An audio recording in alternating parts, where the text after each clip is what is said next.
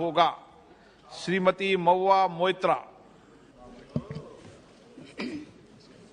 Honourable Speaker, sir, on behalf of my party, the All India Trinamool Congress, I rise to speak on the additional demand for grants 22-23. I begin by quoting the author Jonathan Swift. As the vilest writer has his readers, so the greatest liar has his believers. And it often happens that if a lie be believed for only 1 hour, it has done its work. Falsehood flies and truth comes limping after it. This government has us believe every February that this country's economy is going great guns. We are the fastest growing, most efficient global player. Everyone is getting employment. We're getting gas cylinders. We're getting electricity. We're getting pakka houses. This falsehood flies for about 8 to 10 months, and then the truth comes limping after it. And now we are in December, and the government says it needs another 3.26 lakh crores of additional funds over and above the budget estimate. The government and the ruling party coined the term pappu. You use it to denigrate, to signify extreme incompetence. Let me use the next few minutes to point out what the data, the statistics tell us as to who the actual pappu really is. NSO numbers were out yesterday. Industrial output has shrunk by 4% in October to a 26-month low. The manufacturing sector contracted 5.6%. Manufacturing is still the biggest generator of jobs. 17 of the industry sectors that make up the index of industrial production have recorded negative growth rates. Forex reserves have fallen by $72 billion in under a year. The Honourable Finance Minister yesterday during question hour mentioned how apparently 50% of FII inflows into emerging markets are coming into India. Wonderful. But her colleague, the Minister of State for External Affairs, just last Friday, in response to a question in this very House, stated that almost 2 lakh people, 1,83,741 people, renounced their Indian citizenship in the first 10 months of 2022. This exodus in 2022 takes the total number of Indians renouncing Indian citizenship under this government in the past 9 years since 2014 to over 12.5 lakh people. This year has already seen more people giving up Indian citizenship than any single given year. High net worth individuals are willing to pay up to $1 million to get citizenship of Portugal, of St. Kitts, of Greece. Is this the sign of a healthy economic environment? Of a healthy tax environment? Who's the pappu now? There is an atmosphere of terror in this country with the sword of the Enforcement Directorate hanging over businessmen and high net worth individuals. The ruling party buys lawmakers for hundreds of crores, and yet members of the opposition represent 95% of lawmakers under investigation by the Enforcement Directorate. But forget politicians. They're tough. They can fend for themselves.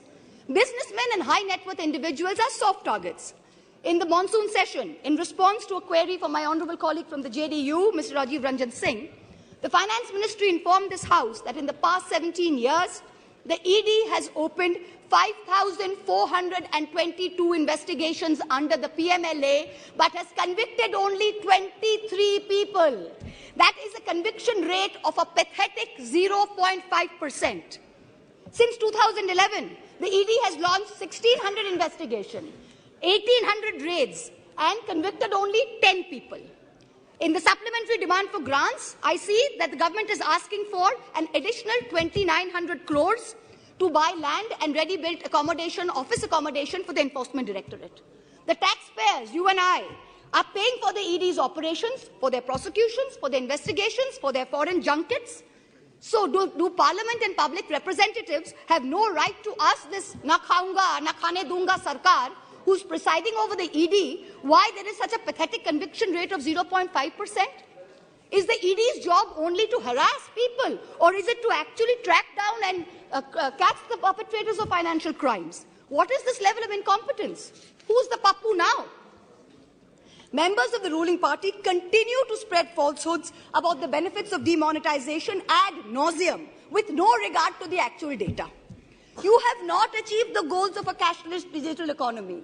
You have not achieved the goals of phasing out fake currency, even after 6 years of your dhamaka announcement. Currency in circulation has doubled from 18 lakh crores in November 2016 to 32 lakh crores in November 22. Cash management company CMS's cash index for ATM hit an all-time high this Diwali. Cash is still king.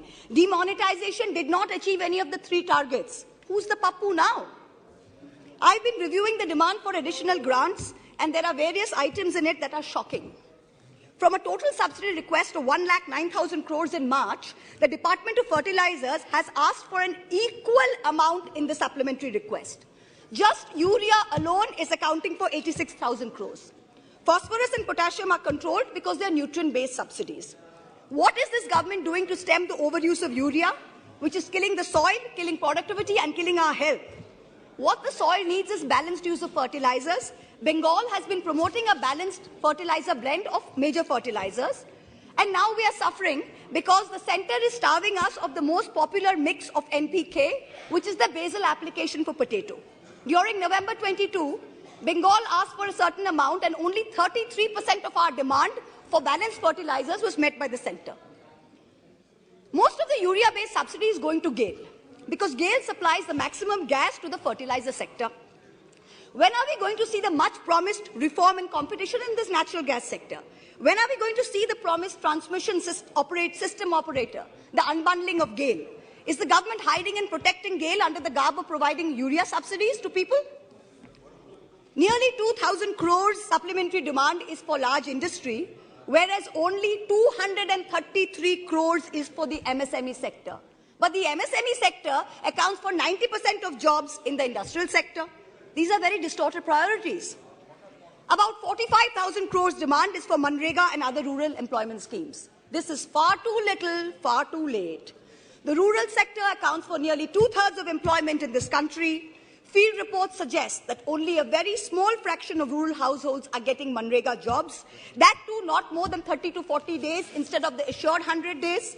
That too, there's a 3 to 4 week lag in wage payment simply because there is inadequate allocation of funds. There is also no supplementary demand for subsidized food delivery under PDS. There's an overall anti-poor bias in the supplementary demand for grants. BSNL is being provided, this is very interesting, BSNL is being provided a viability gap funding of 18,000 crores for rural wireline operations. Prima facie, I don't have a problem with this. But if the government of India wants to keep giving BSNL viability gap funding, it is also giving it free spectrum worth 30,000 crores. Then why not make BSNL free roaming rural for everybody? If I'm not a BSNL user, I'm an Airtel user. I am paying for BSNL's free spectrum. It is not only BSNL subscribers who are paying for it. So if Airtel has poor network in a rural area, why can my phone not latch on to BSNL? Taxpayers are paying for this. Make it free for all in rural areas. The supplementary demand for grants will amount to an additional expenditure of about 4.36 lakh crores. This is going to raise the fiscal deficit above the target that you mentioned in the budget. So what is the government's additional revenue mobilization measures, especially non-tax revenue, that is going to make up the additional expenditure so we stay within the fiscal demand targets, fiscal deficit target? The Honourable Finance Minister yesterday stood in this House and she likened us, the opposition, to Videsh ka dushman. And she said, we have Jalan ka bhavna at India's growth. I stand here today to tell the Honourable Minister, wherever she may be, to tell this government, to tell this ruling party, that all of us here have given up our lives, our youth, our jibon, our jobon, as it were, to dedicate ourselves to the service of this great land, to the service of its people. We represent the farthest corners of this country, from Karimpur to Kutch, from Katgodam to Kasargod. It is our inalienable right to ask the questions of this government. It is our right to question your incompetence. And it is this government's Raj Dharma that should make the treasury benches sit down, listen to our voices, and not react like the proverbial Khisyani Billi. It requires enormous courage and tenacity to simply stand up here and speak the truth, and we are doing it. In contrast, the ruling party is moving from one incendiary issue to another, from the division of Bengal into North and South, to the Citizenship Amendment Bill, to releasing convicted lifetime murderers and rapists just before an election, to openly trying to challenge the judiciary into submission. You somehow keep hoping that you will scare India into submission and you will keep winning power term after term. But it's not working. You just went to election in 3 states. With all your might, with all your resources, you won in only 1. The president of the ruling party could not hold on to his own home state. Who's the pappu now? A certain honourable MP from the Treasury benches, who's given to trespassing in high-security zones, who goads us all with equal measure of falsehood and fake bravado, yesterday took cheap pot shots at my state, the state of Bengal, with false claims of diversion of Manrega funds. To him I say this, sir, don't push your luck.